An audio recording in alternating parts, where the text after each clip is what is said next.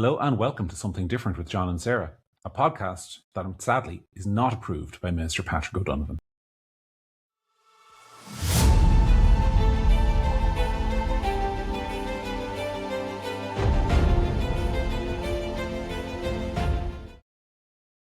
Hello and welcome back to Something Different with John and Sarah. I'm John McGurk. She is Sarah Ryan. This is the week ending the 20th of June 2026. Unusually, we were actually recording this podcast on a Friday morning, so we're fully up to date and nothing can happen between now and it going to air that will make it redundant, which is great. Sarah, how are you? I'm fine, John. And how are you? Because one of the comments last week was a bit upset and pointed out quite rightly that I never ask you how you are. Quite correct. Yeah. Look, first of all, there were 662 comments on the podcast on YouTube last week. Another several dozen across the other platforms. We do read them all. We couldn't possibly reply to them all. My favorite actually was the lady who defended me valiantly on the matter of astrology, pointing out that you and I are sensible because, as I said, we are both water signs. You being a Cancer, I being a Pisces. You know, there's great similarities in our personality. And there were many others as well, some critical of me as ever, some praising you, but I do like the ones that point out that you're rude to me. Rude? I'm not rude. I just put you in your place, and sometimes you need to. Astrology, I stand over it. There were people who agreed with me. Yes, but critically, there were some people who agreed with me, and they are the better people. Look, it was a busy podcast this week. There's a lot to get through. What will we be getting through? We'll be getting through the aforementioned comments by Patrick O'Donovan about how he is the guardian of sensible news and making sure that you're listening to approved media sources. We'll be getting through Mary McAleese's latest comments saying that the Irish flag is intimidating, particularly to people of migrant heritage, which is an interesting comment coming from a former president who flew that flag over the official residence for 14 years. I want to talk again, we talked about it a little bit last week about the Preston Davy case in the UK, just because of the horror that's there. But we will start, Sarah, I will toss it over to you on probably the biggest legislative story of the week in Ireland, the only thing the Dáil really did of any consequence, which was to end the 3-day wait, or take the first step, I should say, in ending the 3-day waiting period for an abortion for women who wish to seek one under the law. A law that exists in many other countries, by the way. Yeah, so I suppose people will know that I have a certain position on this issue as it is, but I think that this particular amendment or introduction or removal of something is actually a much bigger picture than that. I was really astounded by the amount of people who I consider to be fairly pro-choice who texted me this week horrified to say, you were right. You said back in 2018 when this campaign was running, you said that there would be creep, that we would never have a say in it again, that they would do this, that they would do that. And now they are. I mean, a 3-day wait is not uncommon. It exists in other countries. And I think it introduces a massive cynicism amongst people about politics, because this is exactly what people like you and me said in 2018 was going to happen. We're only 7 years later and we're already trying to reduce it. It is a thing that makes women go home, have a think and change their mind. It is proven to have made women change their mind. It's a highly emotional, highly life-changing event in your life. You're terrified. Making a snap decision without a 3-day cooling off period is not a good idea. But I think that we now live in a state where the government can do what they like with this, and that's the power we gave them in the 2018 referendum, and now they're going to do that, and I think it's really disappointing. And I think a lot of people who voted yes are quite shocked at how blasé and how fast and how quickly things are slipping. Somebody else was texting you just a minute ago there, weren't they? To tell you what they thought. Sorry about that. No, it's okay. It's okay. I actually forgot to put my own phone on silent. But speaking of phones, and if you're watching on YouTube, I'm holding it up. I got a new one from Vodafone this week because my contract was up, so they gave me a new S25. Which I have to say is quite snazzy and I like it. But you know, when they ring you up and they say to you, you know, you're getting a new phone, you're signing a new to your contract, they make you listen to the terms and conditions. And there's some poor Indian lady and she's reading through them really, really, really fast. And at the end she gets to, of course, and there is a 2-week cooling off period. And at any point in the next 2 weeks, you can cancel the deal, you can send us the phone back, you can get out of the contract. And that, of course, is legally mandated. If you go to sign a contract to get a new mobile phone, you're given 2 weeks to change your mind. And that's the same for loads and loads of other products, because the government recognises and legislators recognise right across the board that people can rush into decisions, and there needs to be a period in which they can unmake that decision again. Now, of course, you will say, if you are a pro-choicer, that there's absolutely nothing stopping with the 3-day wait period going away from women from kind of going and, taking the 3 days themselves or coming back a week later. They can wait as long as they want. But the point is, I think that abortion is one of those decisions that is entirely irreversible. Once you have done the abortion, you can't go back. If you 3 days later you think, oh golly, was that the wrong decision? You can't go back. And that's why, that is in theory why the 3-day waiting period existed. It was because this is an irreversible decision. If you make it, you can't unmake it. Therefore, we think you should wait 3 days and have a think about it. It's not anti-woman. It's not like the silly women, can't be allowed to make immediate decisions.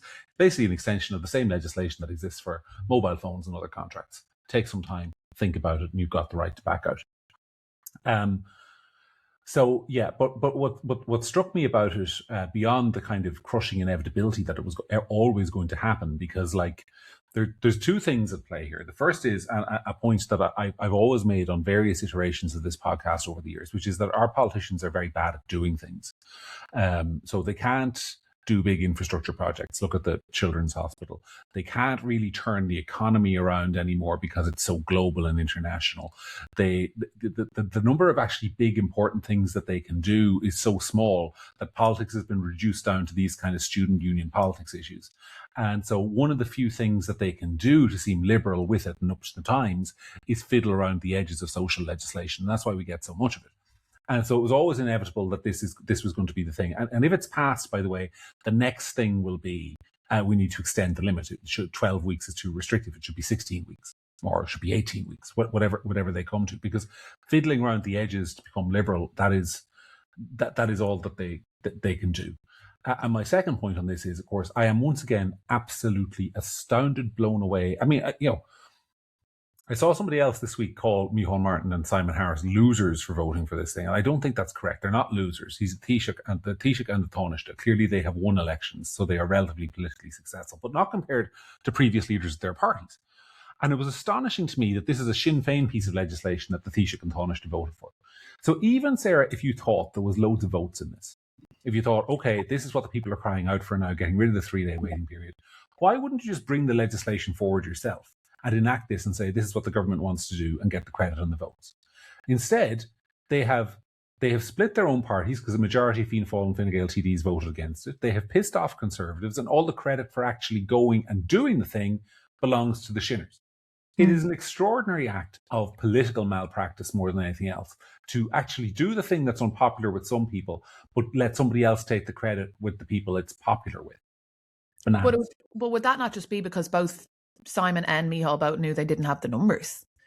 Because there was people who voted against it that I was, there was the usual and people, but like Jim O'Callaghan voted against it, Norma Foley voted against it. Like there was people in Fianna Fáil that I was like, wow, this, like there was surprising people that voted against it. So maybe they just never did it because they didn't have the numbers. But you're absolutely right. I mean, I think Sinn Féin are doing so poorly polling-wise that this was Mary Lou's attempt to kind of try and get a bounce by rerunning repeal in some kind of way, because the sort of gleeful videos of her marching out of Leinster House surrounded by all the female TDs in her party as if she'd just come back with some kind of medal or trophy across all social media was sort of indicated to me that this is somebody who is,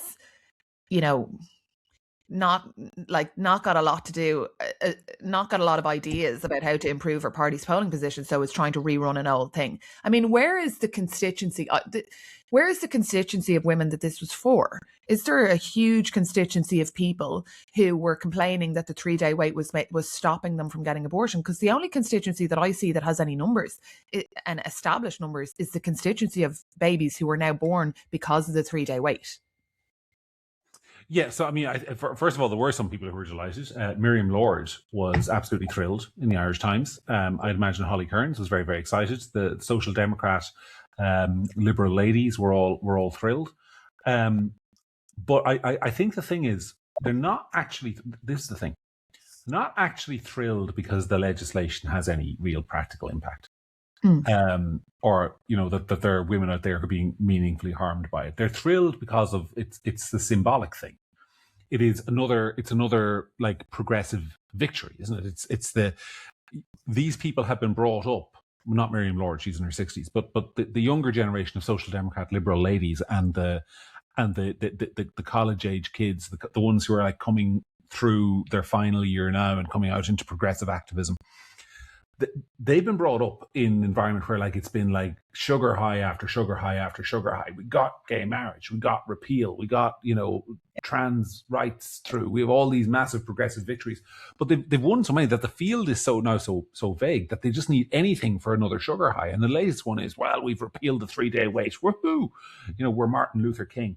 And that is the political appeal of this. It's not that it has or will have any. I mean, okay, lest I offend pro-lifers, I want to be clear what I'm saying. It's not that it will have a meaningful impact on any woman who actually is seeking an abortion. It will obviously have an impact on the longevity of her unborn child by a couple of days. But it's not that it will have any meaningful impact on them. It's another one of those things. Progressives and liberals in Ireland are obsessed with who we are.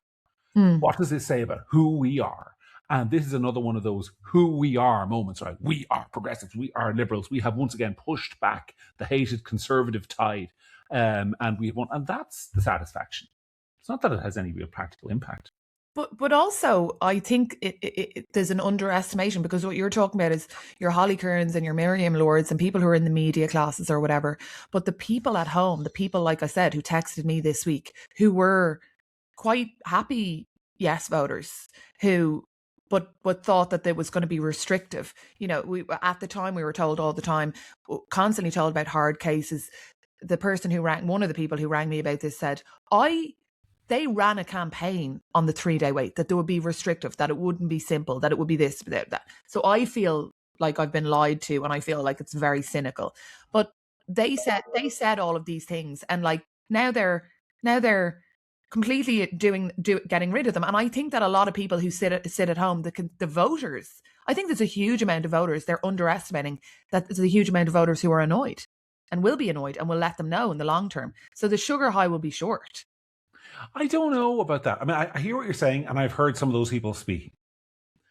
But like, my feeling, and obviously a quick Google will tell people what I did during the abortion referendum if they don't know. But my feeling coming out of that campaign, having been comprehensively defeated by a 2-1 margin, was that if maybe it's not politically helpful for me to say this, but it's the truth. My sentence coming out of it was that if the proposal had been abortions up to 26 weeks, no wait, no excuse, no requirement beyond anything beyond the mother doesn't want to be pregnant anymore, my sense is that the referendum would still have passed. Maybe more narrowly, but it will still have passed. That people like to, I often think one of the biggest changes in our society is the emergence on this issue, but I think it's reflective of kind of a wider shift in society, is the emergence of what I call the personally pro-lifer. This is the person who is kind of like, well, I would never have an abortion. I would never want my wife to have an abortion. I'd never want my mother and my sister to have an abortion. But like, I'm fine with other people having as many abortions as they want, because that is ultimately their choice. It's an understandable position, and it's perfectly intellectually consistent. I mean, I feel like that about various things as well. Intimate piercings, for example. Like I've no understanding why anyone would ever want to do that, but I've no desire to ban it. But like, we're talking about, if you're personally pro-life, you're personally pro-life because you believe that the unborn child is a human being who shouldn't be killed. Yeah. And you are therefore taking the position that my unborn child should never be killed, but I'm fine if somebody else wants to kill theirs. And I think that in general kind of sets the scene for a kind of broad stepping back from kind of collective moral responsibility for what's happening in society, that actually underpins a lot of the problems that we see. I think it's connected to the rise in crime. I think it's connected to the rise in suicides. I think it's connected to the loneliness epidemic, where more and more people are just saying, okay, this is my view, but it's not my business. And when things aren't your business, you care less. Look, maybe I'm getting too philosophical on it. But. Well, what you're talking about is what we would have talked about many times. And what is true is that it's not to be underestimated that when you make shifts in the law like this, you do consequently change culture, and that cultures change around things like this. Divorce changed cultures around things. It has knock-on effects.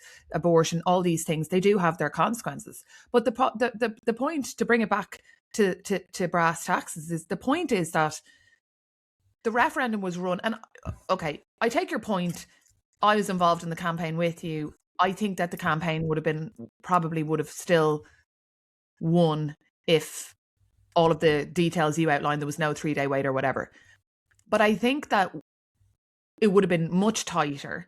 And I think that a lot of people sort of held their nose and voted yes, but felt like reassured by some of the things that they were told during the campaign, like a 3-day wait, this, that, and the other. And as those things are stripped away, it's not that they necessarily would have changed their vote, but it's that their cynicism about politics, and that comes back to your point, John, which is that we have a political class now who don't mind giving themselves a sugar high while they really, really damage the credibility in the body politic even further. Yeah, completely. So I didn't want to let this topic go without coming back to your culture point, because I mean, there's 2 points. One is, as you rightly say, the credibility of the body politic, which is once again dented. But secondly, this point on culture. I mean, I remember the last week of that campaign. I actually genuinely, people will know if they've listened to this podcast over the years, we rarely talk about abortion. One of the reasons we rarely talk about abortion, I think you're more comfortable talking about it than I am, because I just kind of, I feel like I said my piece in that referendum, and I don't want to relitigate it. But I will say this, that in the last week of that campaign, I went on Virgin Media, and I knew it was lost. I knew which way it was going, and I just said I'd say what I thought. And what I think is, the reason I'm pro-life is because of what it does to the culture. Like, I will never forget a conversation I had with the mother of a Down syndrome kid in another country, who told me about taking her child into a doctor's surgery. And another mother, perfectly nice woman, looked at her child, looked back at the mother and said, "Did you know before he was born?" Because the obvious implication is that if she had known, her child would not be alive. And I think that the culture where it shifts very immediately from abortion being a choice to abortion being an expectation in certain cases. And I think we can see that happening in Ireland. We can see it. I mean, I don't have the figures to hand, so I don't want to quote them, but I understand there's been a significant fall in Down syndrome births in Ireland since the referendum was passed, because there is now an expectation that you will make the right decision.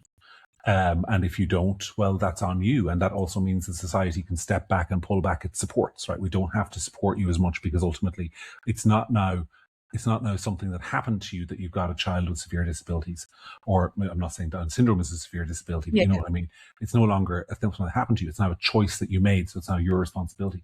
And it all leads to this atomization of society and how we care about each other less. And it all comes back to abortion, because once you say, in the beginning, that like, if a living being is inconvenient, you can get rid of it, well, that has knock-on effects in a whole lots of ways that we don't think about on a day-to-day basis. And it's never been for me a religious thing. It's been about the kind of society we live in.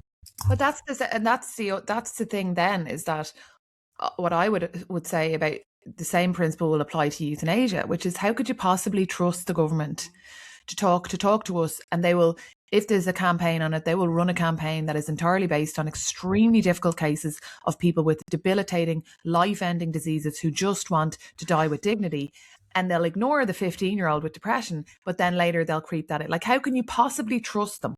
And this isn't, again, like, I'm the same, like, it's not a religious thing. It's a culture thing. And it's a fact that I don't want people like Ruth Coppinger deciding whether or not the culture deserves 70-year-olds with big, huge wills who are a bit uncomfortable to be put down like dogs. Yeah. All right. Look, we've done 20 minutes out. We'll leave it there.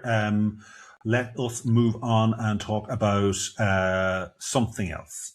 Mary McAleese and the Irish flag. Mary McAleese has become the latest person now to join a chorus of people who are basically saying this whole business of the lads out in Coolock and Finglas and Ballyfermot putting the Irish flag up on all these flagpoles is scaring the poor migrants, and they shouldn't be allowed to do it.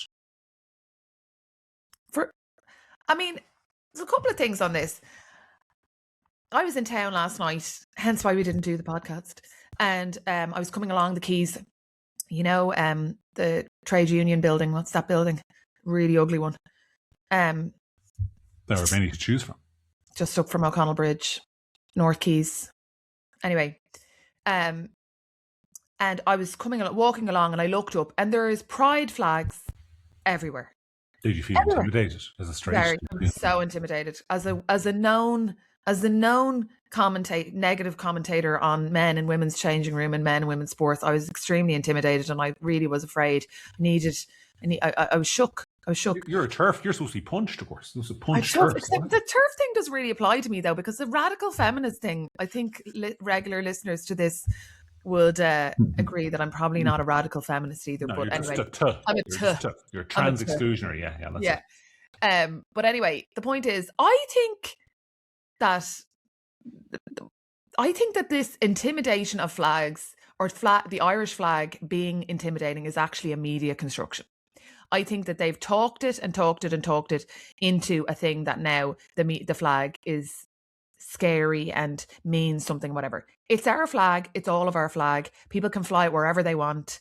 And I think the media lovies clutching their pearls about it being like, they've created the idea that the tricolour is racist. I think that is a creation. It's funny. I mean, first of all, because obviously it is mandatory every week that I say something that, according to I'm just the people in the comments who figured all this out. By the way, it's mandatory every week that I say at least one thing that satisfies my paymasters over in Tel Aviv. But if you, I simply cannot imagine a circumstance where any of these people who are like, the Irish flag is intimidating our poor migrant population. None of those people, like the Venn diagram between those people and the people who would say, maybe going into like, heavily Jewish areas in central Dublin, marching through it with Palestinian flags might be a little bit intimidating. That's two separate circles. Those people would never make that connection. The flag is only intimidating if you want it to be intimidating. But my sense of this is, of course, that there's a few things to say. First of all, it's not about the flag at all. I mean, it's about what the flag represents. And it's about working class people. Well, you think it's classism? Yeah.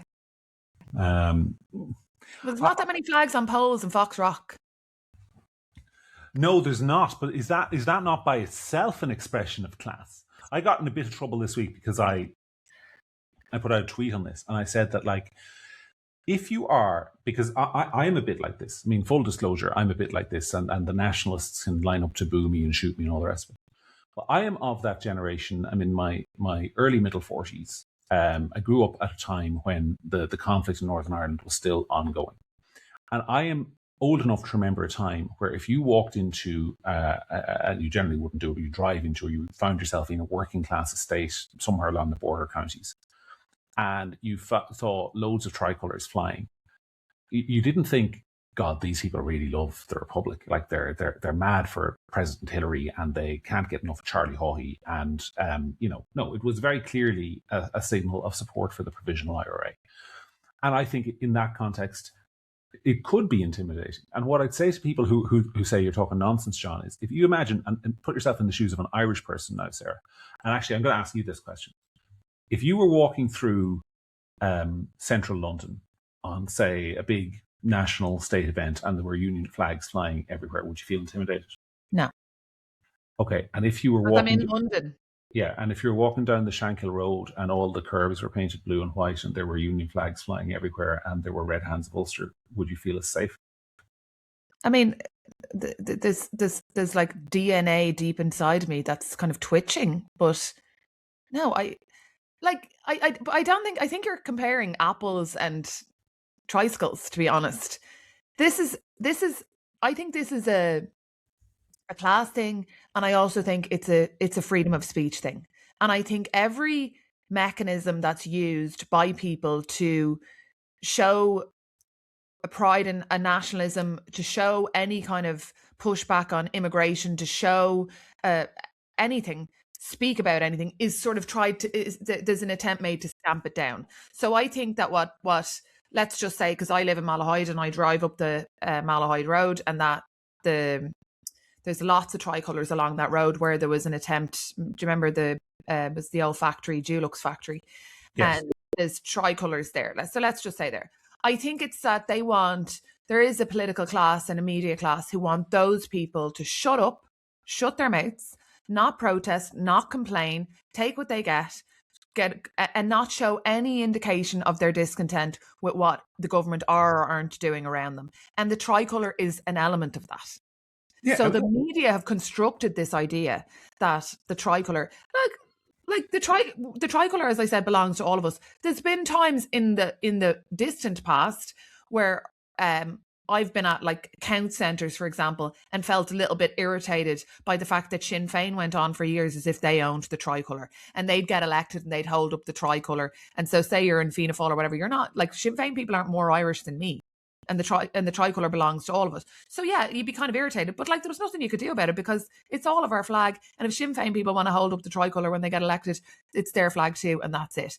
Now we're in a situation where it's like, the media have decided that the tricolour is now a demonstration of racism. So flying the tricolour is now somehow reconstructed to fit that narrative. And I think it's a form of, obstruction of people's freedom of expression about their discontent or their pride in whatever is going on in Ireland. Yeah, I having done the kind of like thing that will get me called a West Brit by some listeners, I'll now pivot to where I agree with you. The first thing to say about this is that the politicians who are saying that the tricolour is intimidating are correct, but they're wrong about who's intimidated by it. It is not that your Labour Party politician goes into a housing estate, sees tricolours flying and goes, oh my goodness, some poor person from Somalia might see these tricolours and feel hated. No, it's that he himself feels intimidated. Yeah. It is that if you're Social Democrats or your Shinners or your Labour or their Greens go into an area and they find lots and lots of tricolours flying, they're the ones who think we're not going to get a good reception here. They're the ones who are intimidated. The same, I think, is true for a certain class of Irish Times journalists. The same is true for a certain class of RTE documentarians. It's that they find themselves intimidated by the attitude in these communities, and they would like to tamp down the expression of that. And in their utter folly, they think that if you just take away the symbol that makes me feel afraid, which is the Irish flag flying in these communities, and say you're not allowed to fly it, well, then the sentiment will go away. It's the same thing that drives hate speech legislation, internet regulation, all this kind of stuff, is the idea that if you tamp down on the expression of the sentiment you don't like, the sentiment itself will go away. But it doesn't. It just finds new ways to express itself. This thing, but by the way, one of the things we're talking about, the very thing we're talking about, the flag flying, is a new thing. It's a new thing. It was like the sentiment is 3 or 4 years old, but the actual flying of the flag, that's a relatively new thing. And who knows what the next thing will be. Like if you get rid of the flag. Yes, but it is that. So supposing there's a phrase or like everything you've just said, I agree. But if there's a phrase or something and they suddenly say this phrase or this thing is intimidating, that's one thing. But you don't just get to reimagine the flag. The tricolour is not up for reinterpretation by the Irish Times. That's the issue that I have. If it was a phrase or something, I'd say, well, you're like, supposing there was a slogan that was written everywhere, MAGA, or whatever. If there was a phrase that they said was intimidating to people, I'd say fine. But you're not it's not up to anybody to reimagine what the tricolour represents because we all own it. It's funny, that is true, but it's also the flip side is. The flip side of that is that you cannot control what people associate your flag with. And one of the reasons why I think this thing by Irish politicians is so inexorably foolish is that they're the same people. Simon Harris is out this week. He's launching a new kind of feasibility study / Fine Gael plan on a united Ireland. It's going to be published by the end of August. It's going to be his big thing in September, like Fine Gael now, the United Ireland Party again, blah, blah, blah. Great. One of the reasons that there's so much hostility to the Irish flag in Northern Ireland is because of what people up there on the other side of the fence associated with, which is what you talked about earlier on, which is one political party, one political movement, one set of coffins over which it was draped.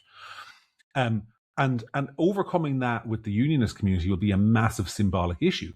But then we have our own politicians saying that not only is that tricolour the flag of the provisional IRA and murder, mayhem, and the sectarian killings, it's also now the flag of racist bigots. And you've got a whole generation of kids who are like, kids who are maybe following the news. They're 14, they're 15. They're kind of like, they're listening to their teachers, and they're listening to Patrick O'Donovan, and they're reading their trusted sources. And those trusted sources are telling them that, like, the government are saying that people flying the Irish flag is racist. How many of those kids are ever going to grow up to fly the Irish flag themselves? You're teaching an anti-patriotism, and you are teaching them that their own flag is kind of toxic.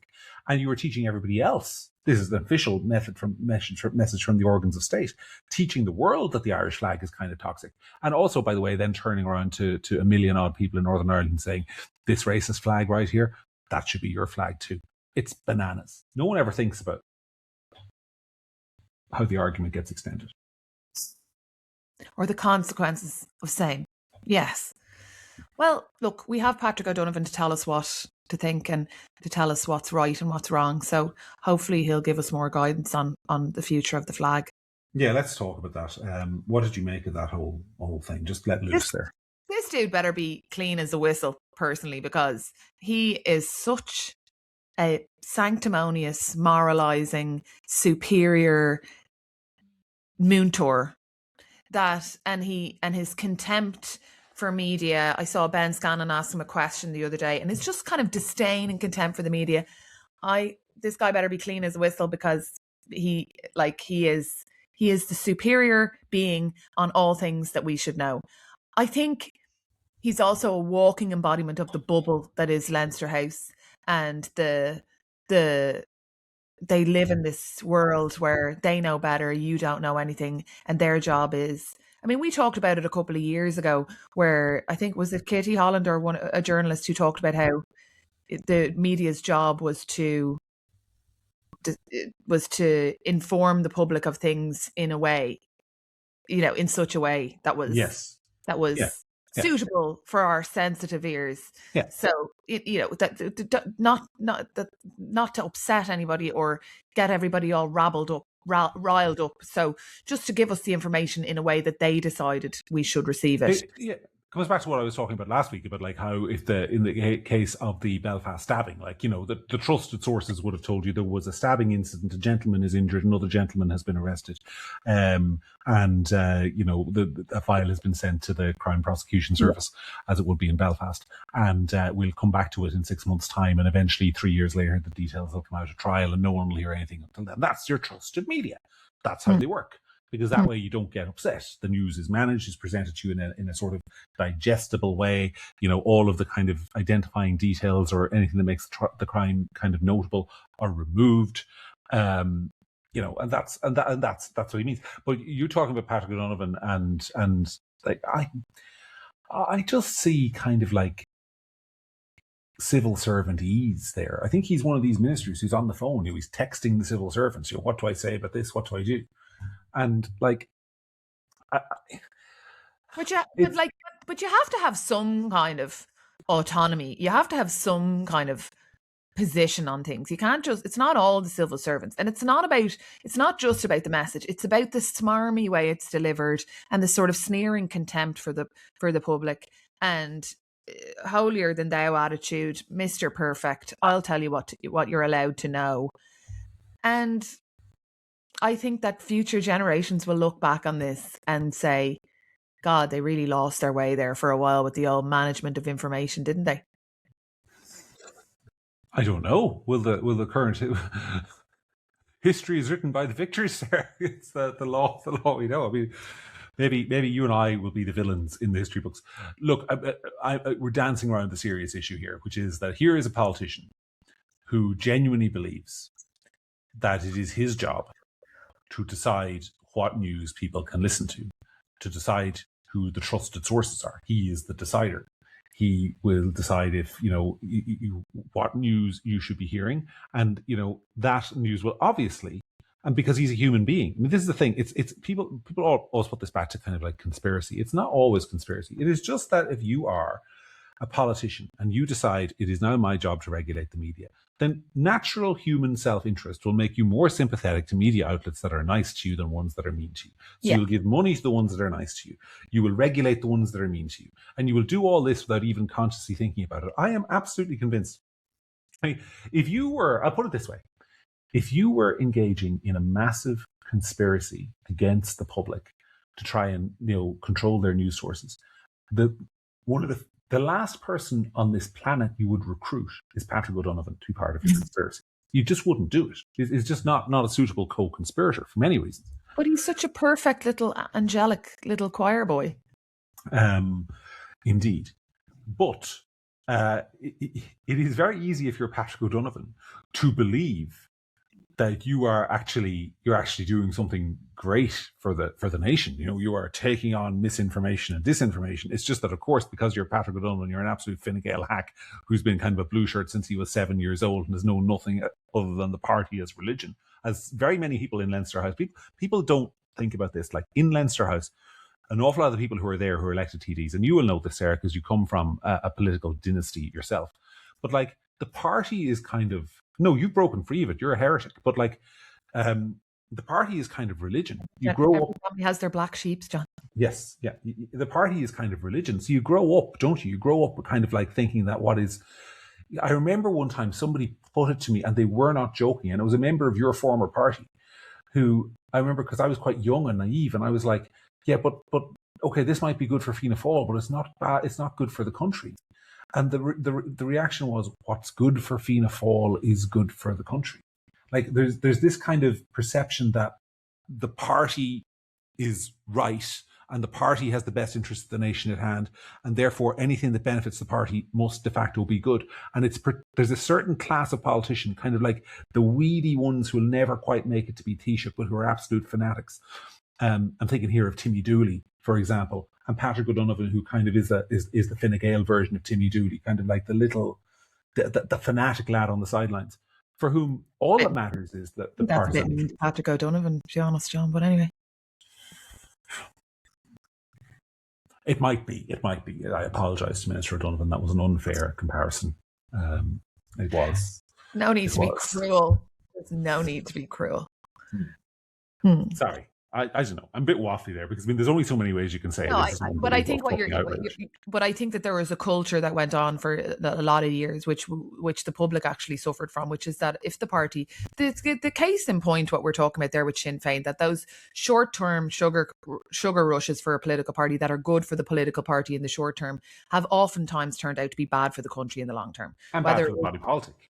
And bad for the body politic, but just bad for the country. Whether it was the management of the economy pre-financial crisis, or anything else, that sometimes what gets the government loads of votes on the day because they gave you €5 extra on your children's allowance and they reduced the price of X, long term wasn't good for the country. I mean, there's any number of examples of that. But you're right that there is these party hacks, people who are involved in the party their whole life, and he eats, sleeps, and breathes Fine Gael.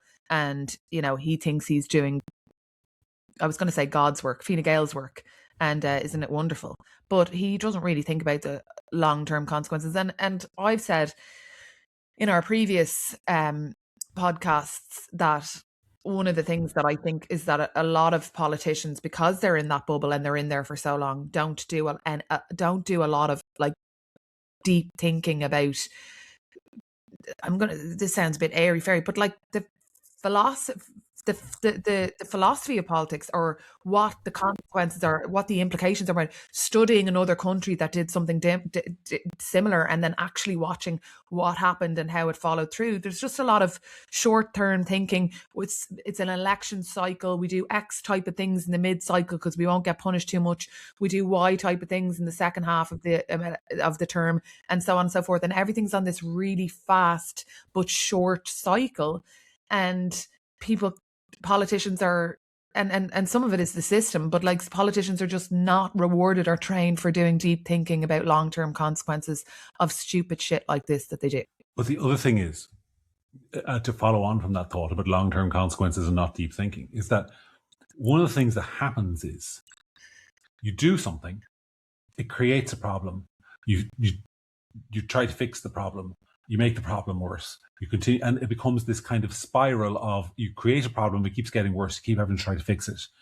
And this is a classic example of that, because it's notable to me that in the same week as Patrick O'Donovan is out there going, I decide what trusted news is, there was a poll showing that actual public trust in news had fallen dramatically in Ireland. Now, why is that? Is it? I mean, they will say it's because the likes of you and me, right? It's the likes of it's the podcast network. It's all these unregulated out there people who are having their chats, and like they're distorting the poor public, and the public doesn't know what to think. Yeah. Or is it possibly that people are listening to this very open government effort to control the media, to fund the media, to decide what the media says, and kind of going, media seems a bit like government propaganda. And then the readers are falling more and trust is falling more. So it requires more action. So it requires more regulation of the media, because politicians only know to move the ratchet in one direction. They can't move it back the other way. The same thing in housing. The more they have tried to regulate the housing market, the more rent controls, the more restrictions on landlords, the more kind of like this pressure zone and that pressure zone and this legislation and that legislation, the worse it has fucking got, because they keep making the problem worse. And then they're like, well, the only thing we can do is pile more regulations on top. But it's also just such a stupid sort of way of thinking. It's kind of like the analogy I'm thinking of is, I gained 300 pounds and I stopped showering, but then I'm furious at my husband looking at other women, and I blame the other women being too smart and hot, without ever thinking that it might be something to do with me. Like, it's not other media. It's not media misinformation. It's you and the lies you've been telling. Look, the amount of people who said to me in the last while, for example, that the trial that's going on of the stabbing in Parnell Street, and the Irish Times would have had us believe that child was perfectly fine for the last 2 years, doing great. That is misinformation. That is literal misinformation. And there's tons of it all the time, and slanted and biased and skewed. Don't get me started on the TV, the talk TV shows on TV3 and 3 Against 1 and garbage, and radio programs where it's all the presenter included rounding on one person and kind of sneering. Like it's you. It's not other media. It's you. But their viewership is in sharp decline. Like I was reading NWL on Twitter, who keeps track of the viewership figures on these things, and like as the population goes up, not only their relative numbers but their raw numbers are going down, because people are just tuning out of it. And what do? They serve up more of the same slop because it's all they know how to do. Like I used to be like a news junkie. So I would have been able to tell you the schedule on the different news radio shows. I would move from one to the other. I would listen to Morning Ireland, and then I would move over. And then sometimes I would switch to News Talk or switch back. I watched Vincent Brown in his day religiously, whatever. I never watch Irish stuff now. Never. Unless there's somebody on that I know, or there's some particular, like if you were on the Tonight Show, or maybe Ben or somebody that I knew was going on a particular topic, I might turn it on. And it's not just because my life has changed and I now have 3 kids and I fall asleep at about 9 o'clock. It's because it's just boring. I've had a few viral moments in the last couple of years that I really don't deserve credit for, like where I go on to Virgin Media and I'd like just say something, have an argument, and people are like, oh my God, he said the thing. Oh, it's great. Fair play, McGurk. And it's so easy because people don't. It's you watch one of these shows some night, and it's kind of like it's like NGO head, opposition head, government TD, maybe journalists from the Journal, right? And all 4 of them agree on almost everything, except maybe when the government should move this bit of money around. And you're just sitting there listening to 5 people, because you've got to include the host, agreeing with each other, and it's boring. And so boring. Good telly involves conflict. That doesn't mean people screaming at each other, but it means a discussion of ideas, a conflict, a disagreement. Even you and I on this podcast, though we agree on, 85% of the issues, we still find things to disagree with and have a substantive conversation. Astrology. Yeah, look, I'm just going to do your horoscope. Do your horoscope, and we'll see if it's accurate. By the way, speaking of audiences and all the rest of it, I didn't say at the start, but thank you very much to all of you who have been watching us and listening to us. Our episode last week was the most viewed and listened to episode of this podcast in the history of its existence. Now, you might say that's only 3 weeks, but I'm cheating and counting its previous iteration over on that other place that it was. the most engaged with episode ever. Thank you to all of you who subscribed and liked our content. If you are on Spotify, if you are on YouTube, if you're on any other platform, there is a button somewhere below where you're listening that you can hit a subscribe, and hit a notification button that makes sure you get our content when it comes out. Now, it is fairly predictable. It's Fridays, but still, it helps us and it helps the algorithm. So thank you very much for that. Before we end the podcast, I want to talk a little bit more about a case we talked about last week, which is the horrific case of baby Preston Davy in the UK, where the jury finally, honest to God, it was frightening there for a couple of days because they were out for about 2 days deliberating this thing. And you were starting to wonder, is there a problem here? Is there somebody in here who's a bit of a lunatic in the jury? But thankfully, the correct verdict was arrived at unanimously. The Jamie Varley was sentenced to prison with a whole life tariff, and his partner got 25 years for permitting the death of a child. I'm going to actually start with a question not related directly to the case, Sarah. Should Ireland have a whole life tariff? Because it strikes me that it's just an excellent differentiating sentence that the British have for severe crimes, and in Ireland we don't really have one. Yeah, well, if a similar crime happened in Ireland, then I would say yeah. There's some things that are just beyond. This has been the stuff of really nightmares. I tweeted about it the other day, just saying it's the closest I've seen where I think these people are demons. They fostered or tried to adopt a child for what looks like purely for the reasons of sexually abusing and torturing the baby. It's not even a child; it is a baby, and they brought that child to hospital multiple times, just sick, irretrievably unfixable people who should never see the light of day. But I don't know. I hope they live in absolute terror every day for the rest of their lives in prison, because I work in criminal law and there's definitely a hierarchy amongst criminals, and most criminals would never ever contemplate a crime like that, even some of the most hardened criminals, and they will rip those two to shreds if they get their hands on them. And I'm always a bit skeptical of the criminal fraternity on this, I have to say. It's a baby, Tom. No, I'm not. No, don't get me wrong. I whatever harm comes to Varley and McGowan Fitzackerley in prison, I will not be shedding any tears. I'm just casting as an aside. I've always thought that the spectacle of the person who's assaulted a pensioner and is doing 5 years for GBH, kind of going, well, I'm morally better than the paedophiles, has always struck me as kind of just a little bit rich. But they are morally better than the paedophiles, but I just wouldn't be better than the paedophiles. The drug addict or the whatever, they are morally better than the paedophiles, frankly. Yeah, yeah, but not that they become the administrator. Oh, look, I'm not even. I can feel people taking me up the wrong way, and I'm gonna move on, because there's serious things to talk about here in this case. I want to talk about why it happened, because there's this scene that they released. You know, that in Britain, in fairness, they do something which you basically never see the Irish media do or the Irish court system do, which is after a case is over, oftentimes they would release some of the evidence that was in the case and make it public, including the video footage. And there's this footage of Varley in the hospital, and he's just been told that the child is very, very sick, and he does the whole dramatic kind of falling down and crying, throwing himself on the ground. God, throwing himself on the ground. This is a guy who's had the kid for 6 weeks.